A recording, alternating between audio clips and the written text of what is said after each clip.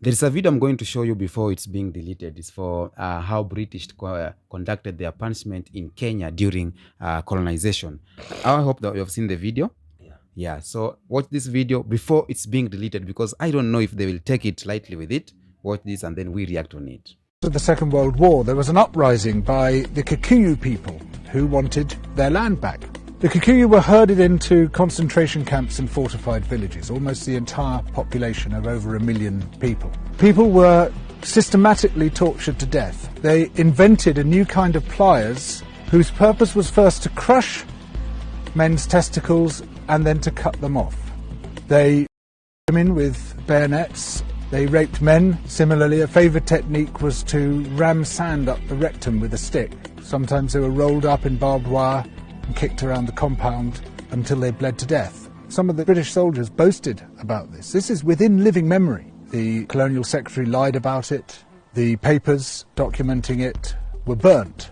The impact of the rich and powerful nations has been so phenomenally murderous and destructive that it has been completely airbrushed from our national consciousness.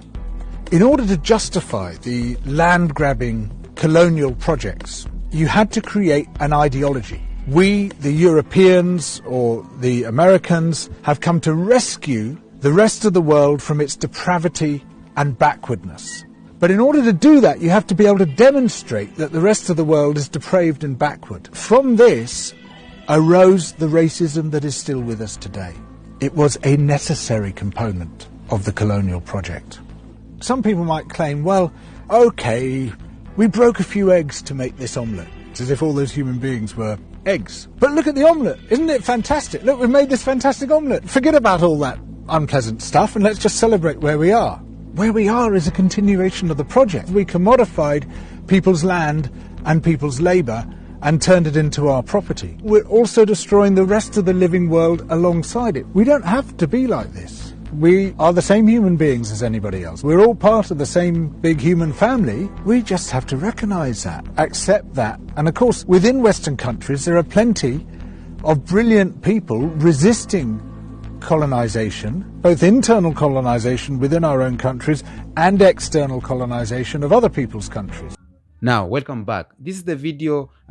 Some of it shows how British, the atrocities British people did to the people of Kenya during colonization. Now, I've decided to talk about it because I've come across this video and I have felt something in my heart that the youths of nowadays and the people need to know what really the British were doing to us during colonization, and how nowadays we are being respecting them, we are being giving them upper hand. They are the one who are still running the system of Kenya, you know? Yeah. So first of all, let's show you British colonization of Kenya was a gradual process to began in the late 19th centuries and was formalized in the early 20th centuries.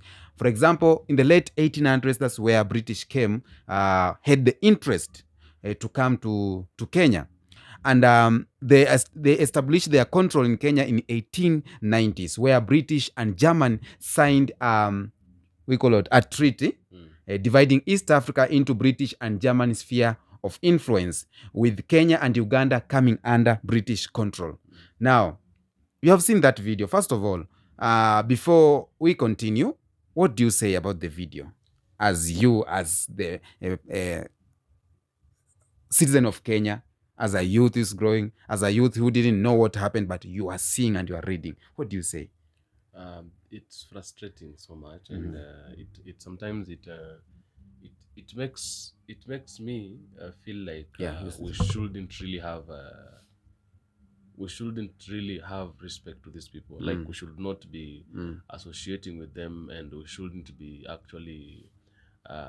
They don't have to be commanding us to do things. Yeah. Okay. Because that is sad. It's so sad seeing our ancestors and our old parents being treated that way, in that manner, and still we are here. We are here talking to them and allowing them close to us, allowing them into our countries, allowing them to come and stay with us. Because a character of an individual is just a character of an individual. Yeah. It cannot change. Okay. We cannot say that now the white people, the Westerners, are good than how they were before. We can't say that. The best they can do is to hide their character so that we cannot actually see it. That is the best they can do.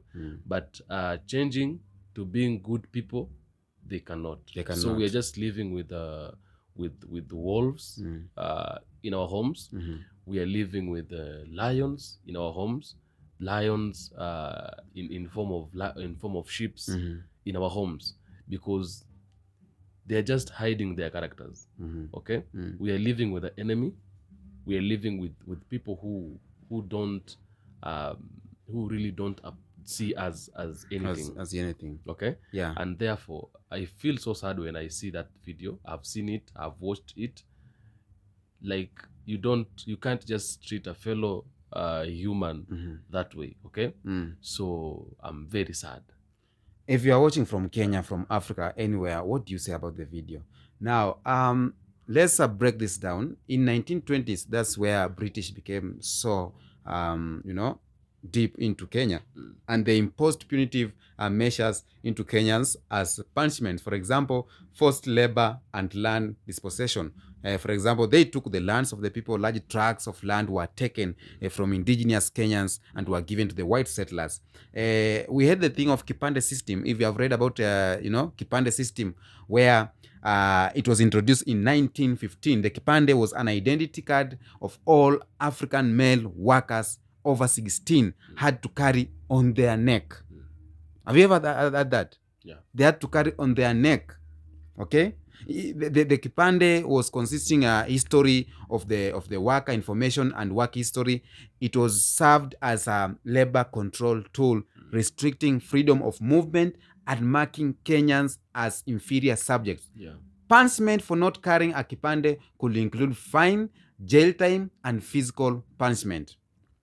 Another thing that was imposed to punitive measures that was imposed to Kenyans was curfew and travel restrictions. Yeah. For example, the strict curfews were needed to those who are violating this restriction could lead to fines, arrest, and physical punishment too. Another thing was public flogging and beatings. When punishment were being given, it was public flogging. You are being taken somewhere on the square, city square. You are being flogged. You are being beaten by the white people, and it is in your land, remember. The other thing was imprisonment, detention camps, and the use of emergency powers. For example, after the Mau Mau uprising in 1952, 1960, the British declared a state of emergency, giving them sweeping powers to detain and punish suspected Mau Mau supporters. Another thing was executions and tortures. These were more so during Mau Mau uprising.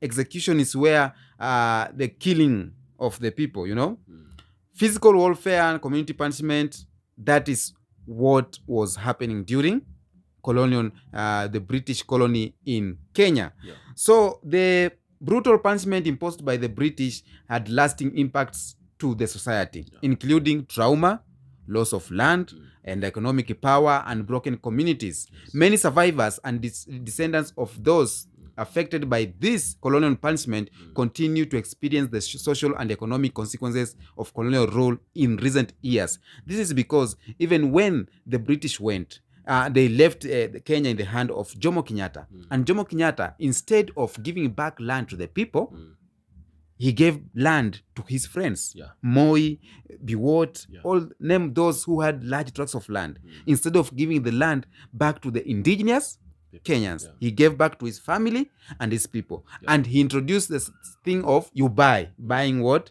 To repossess what you have. So even those who fought for independence, the Mau Mau and everyone, even up to now, they are still into pain because they don't have the land. They don't get a social fund from government. They are being left to suffer. So some people call Jomo Kenyatta a hero. Do you think Jomo Kenyatta is a hero? I don't think so. We recognize him as the first president of the Republic of Kenya. And I don't think we need to give him that name, a hero, because the people who really fought for the independence of this country, we are not talking about them. Yeah. Some of them died in such a manner that wasn't good. Some of them, they died. Do you know some of them died even because of poverty? Yeah. Some of them suffered, they got sick and they died, and the government also couldn't even recognize them. The government never even considered them. Okay, after the gaining of independence, if because Jomo Kenyatta didn't fight for the independence of this Yeah. country, Yeah. Jomo Kenyatta But he was learned. So Jomo Kenyatta was just even the white people, they were learned, okay, and that is why they came and convinced us because they were learned. There's a story I heard. Dedan Kimathi Yes. was face on face with a white settler, with a white, and Jomo Kenyatta was a translator. So whatever this Dedan Kimathi was telling Jomo Kenyatta to tell the white people, it is not the same that Jomo Kenyatta was translating to. And that is why. So I think he used the learned way to. That is why it was easy for the white settlers to convince us, because they had gone to school, they had the knowledge, okay, and so was Jomo Kenyatta, and that is why the presidency was assigned to Jomo Kenyatta, simply because they knew this is the only person we can use to continue oppressing these people indirectly. Okay, and now they are heroes in this country. There are people who fought, really. And, the reason as to why Jomo Kenyatta was given the seat, it's because Jomo Kenyatta was not amongst the fighters. Yeah. Because if really we would have gotten independence, that is why I say all the times, we didn't get independence. It has just been written in books that Kenya gained independence in the year 1963. It has been written in articles, but the truth is that we never got independence, because if indeed we would have gotten independence, then we would have found people like Dedan Kimathi in the government, okay? People, those kind of people would be maybe leading these, would be the first leaders of this country, because they're the people who are on the front line fighting for this country, for the independence of this country, okay?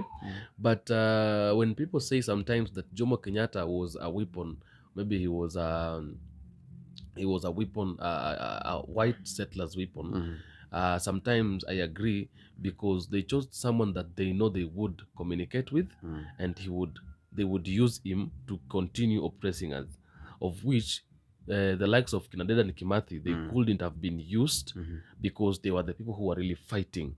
Okay, and this again, same to Nelson Mandela of South Africa. People think Nelson Mandela is a hero, but even the wife of Nelson Mandela, Winnie Mandela, said that they were negotiating, but in the middle of negotiating, they lost. And Nelson Mandela did not tell people that this is what the agreement is. And that's why you see white people still in South Africa controlling, because they never gave back. How can you be in prison? Coming from prison, you have been given the presidency, and you are not fighting. How can you give president to Jomo Kenyatta while from prison you give him? And what was that happening in that prison? There's something they were discussing, and they discussed on that prison. And they told him, when you come, this is what you're going to do. We are releasing you, and you are the one, we are going to give you power, and you have to do this. I don't think that it was because he was prison, that's why was being given the seat. Sometimes I feel like in these prisons, there's some things that are happening, that happened down there that we don't know. So that's why, don't quote me wrong, but if I say these were not the real heroes were not recognized. Yeah, they weren't recognized. They were not recognized. If the real heroes would have been recognized, Africa would be something else right now. Yeah, the real heroes were killed. Africa would be Thomas something Sankara else, because killed. The real heroes would have taken this country to another level. Yeah. Africa is still it's still very far from being the Africa that it's supposed to be, because the real heroes were killed. Yeah. Yeah.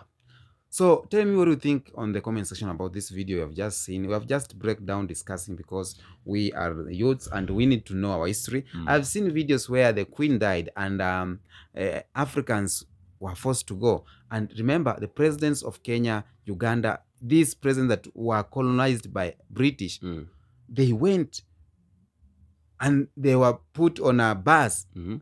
This is just to show you they are still under someone, because someone who killed my grandfathers, tortured us, killed our women, raped our women, killed the children. How can we come to your wedding? We are mourning that you have died. They cannot. It's very hard. They but cannot. And the if they do, Mm. if they really do, it is, how do I call it? That is like, let me tell you something. Pretenders are worse than murderers. Yeah. And one thing we are not getting is that the white people, the white are in our countries, and we think they are good people, but indeed they're not good people. They cannot change. These people cannot change. They will still keep on remaining the same every time, every now and then. They cannot change. They can't really change. Even it doesn't matter what they are doing. They can't really change. Even if they do, they will like, I don't know what to say, but the people who oppressed us,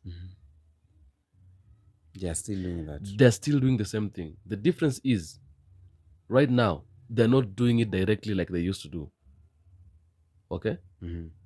They are still oppressing us, but indirectly. And we have not realized that.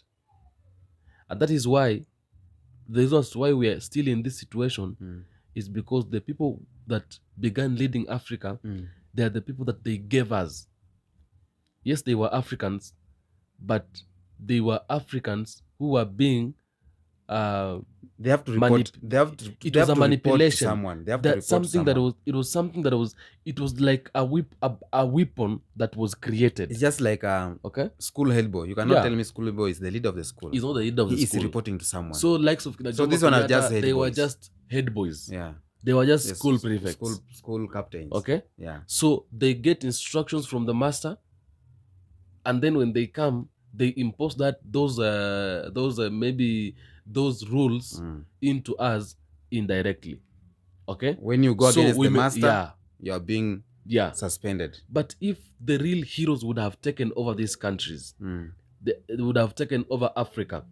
Africa would be very far. And if the real heroes would have taken over these countries, we would be very far.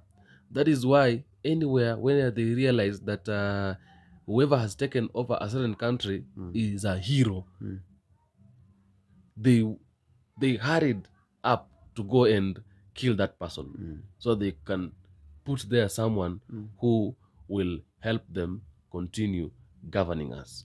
Yeah. Okay, tell us what you think on the comment section. Of course, you can comment, leave your comment down there. You can like the video if you love it. You can subscribe. You can share to the friends, and let's educate everyone, and let's channel our views here. Of course, you can join my membership channel. I am the Kenyan Beast, and we are doing it the African way every day, every time. Until next episode, peace Be with you. be with you.